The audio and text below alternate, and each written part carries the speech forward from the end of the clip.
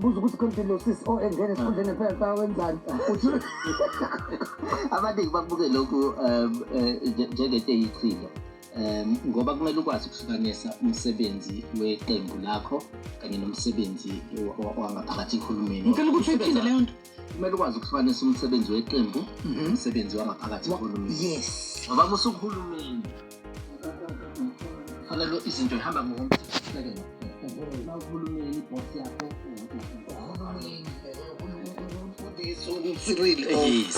akukhathalekile ukuthi uqhamuka kini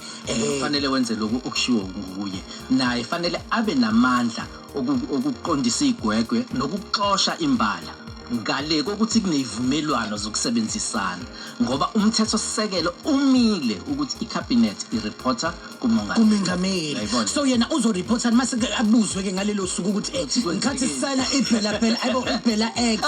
kwenza kule I'm sorry kusekufana ngicela umkhuzi usezothi phala act no man ngikhathi kusana yona iphela act bekwenzekani uzoreportani uMess bangasabuzwe phe eParliament yayibona yona kodwa ke into aqhamuke nayo kumele sishaye lihlombe nakube esikumele simgxeke ngobungayi fanele sishaye lihlombe leyo ukuthi uqinisekisile ukuthi uma lo mthetho usuphasile njengoba usuphasile sekuwumthetho wezwe yena njengongqongqoshe wezemfundo uzokwenza konke okusemandleni akhe ukuthi lo mthetho uyasebenza futhi usebenza ngendlela efanele ngoba umsebenzi wakhe lo nakube engahambisani nawo une question unombuzo woza kwi-mic awema yabona nje sondela ku-mic ngifuna ukuyibuza njengoba ewuminister bani uminister wesifazane angimazi hayi nami angimazi girls njengoba ewuminister yena let's say iphela act le iyahamba iya enkantolo and i-DA iyayifaka enkantolo yena njengominister kumele ahambe ayoyidefenda ayodefenda iphela act ngoba phela isisayinile i-DA mangabe lolu dabi lisenkantolo isayena nomongameli enkantolo ebengayanga wena khona lapha ngobengayanga nje lapho kumele aye lapha enkantolo ayoyidefenda into angayifuni naye I love it hayibo akayifuna sithi hayi phela kuthiwa ingane ngoba ngokuzizile iqiniso lento bengiyichaza ke ngokuthi umthetho sisekelo uthini and i-Democratic Alliance into bekade ilwela kakhulu leyo ukuthi abantu mangabe sebekuhulumeni abangathathi ama directives from ema-head office amaqembu abo abathatha ama-directive from ey'nhlakeni kahulumeni sizofuna ukukubona kwenzeka-ke lokhu okay ake sifundise abantu-ke ekhaya-ke nge-Bela Act uyabona inani kanti yini le engaka ekuyona i-Bela Act ngokuthi i-DA zithi nje ayihambisani nalo mthetho kangaka kuze kuyisona ey'nkantolo inani kanti ngempela zimbalwa izinto abaningi abangahambisani ngazo kodwa nje ey'mbili ukukhalwa ngazo kakhulu ile ephathelene nenqubomgomo yolimi ey'koleni lapho bekhalaza khona ngokuthi lo mthetho unqinda ama-SGBs amandla okunquma ngolimi okufanele kufundwe ngalo kuleso naleso sikole. Okay, so wait, so yona ithi akufundwe ngaliphi ulimi? Yabona ke ilapho engizobufuna sigxile khona mangabe sesibuye kwesibili ukuqondisa ukuthi abantu banenkolelo yezinto eziningi eseyikhulunyiwe ezingelona iqiniso kahle uma usufunda umthetho. Okay. Eyesibili ke indaba abakhala ngayo kakhulu yona ephathelene nenqubomgomo yokwamukelwa kwabafundi ezikoleni. Ngoba siyazi ukuthi ama-admission policies enziwa yi-SGB so la bona governing board governing board sazi mawungazwani naye so bona babona lolu daba lokuthi fanele ugcine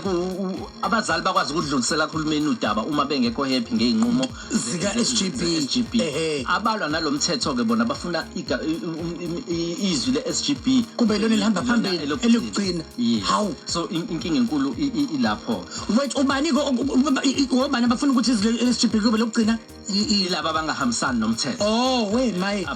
abalwa nalomthetho so kodwa kuningi ke osekubhebhethekisiwe kwakhulunywa ngabantu abangahambisani nalomthetho esizokubuka kabanzi ngehlandla lesibili ngoba izinto eziningi bayayiphica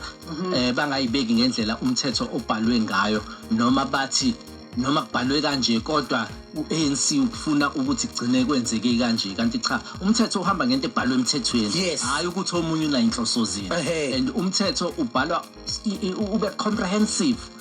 ukwazi ukusingatha noma yini engavela uyayibona le nto ingakho imithetho eminingi igcina imiqingo yo 300 pages ngoba usuke ubheka ngawo wonke ama angle ukuthi makwenzeka lokho kufanele umthetho ukhave kanjani makwenzeka lokho ukhave kanjani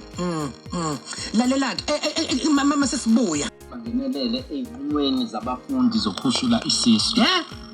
Bukhona leyo bakhuluma leyo kodwa musu ufunda umthetho akukho nendawo eyodwa la ukhuluma khona ngendaba yokushula izisu la ukhuluma khona ngemanagement of pregnancy ukhuluma ngeingane lezi ezisuke ikhulelwa yakhumbula ukuthi eminyakeni edlule zavunyelwa ingane ukuthi ayingaxoshwe esikoleni mangabe ikhulelwa ngoba ila sekubaleke kakhulu ukuthi ithole imfundo kodwa othisha banganikwa amathuluzi ukuthi le ingane ekhulelweke siyimanage kanjani esikoleni nokukhulelwa kwayo lo mthetho wenza lokho ke kwathiwa nje nayo inkinga deal with it